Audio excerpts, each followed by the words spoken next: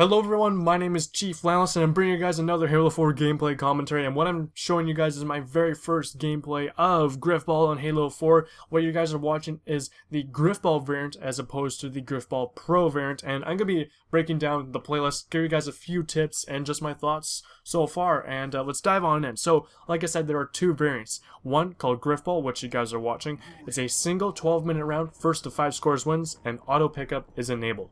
Whereas Grifball Pro has 5 3-minute rounds and auto pickup is disabled. Now, other than that, there's nothing really different between the variants, although there are some unique little second indicators, time indicators in regards to the oddball itself. So, like I said, in regular Grifball, automatic pickup is enabled, so you don't have to hold X to pick it up. In Grifball Pro, you actually have to hold X to pick up the oddball. The bomb arm time is instant in both variants. The ball fuse time is 5 seconds in regular Grifball and instantaneous in Grifball Pro. Now, I don't understand why there's actually really a fuse. Once it's planted, it's pretty much over with. It's just a 5-second countdown after the fact.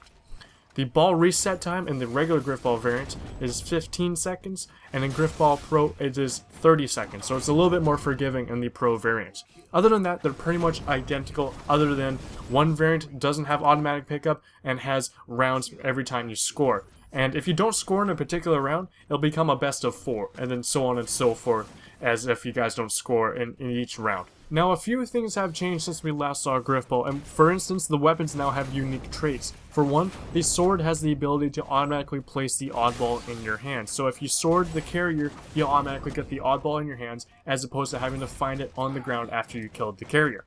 Now, with the gravity hammer this time, you're not able to use it like a broom, like Hogwarts style, like you used to in Halo Reach. I remember you can just jump, turn around, and just start swinging it behind you to launch yourself across the map. You can no longer really do that. You can't really launch your players anymore, which is a little bit unfortunate, but it seems a little bit more fair in this case. But this time around, physics have been enabled with the gravity hammer, and so you can actually basically play baseball with the oddball if it's not in anyone's hands. So be careful, the oddball will start bouncing like crazy.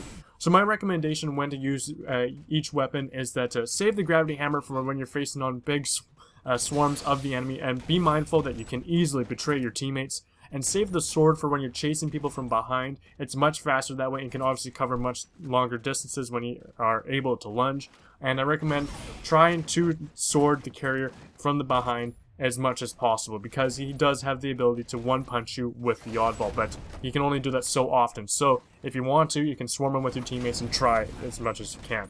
Another tip that I have is if you've played Grifball before in Halo Reach, the initial clash between the two teams in the middle when they first try to go grab the ball is a little bit different this time around. Like I said, physics are now enabled, so after that huge clash, the ball is not just going to be sitting in the middle anymore. It's going to bounce somewhere crazily. So I found a technique is that I let the players just rush on in, and then I find out where the oddball has since then bounced from all those gravity hammer swings. And more often than not, if your team has swung the gravity hammer first, the oddball will bounce backwards towards you. So you can quickly grab it if you take a few steps back and don't rush them initially, and then you can just go run on in and score once again.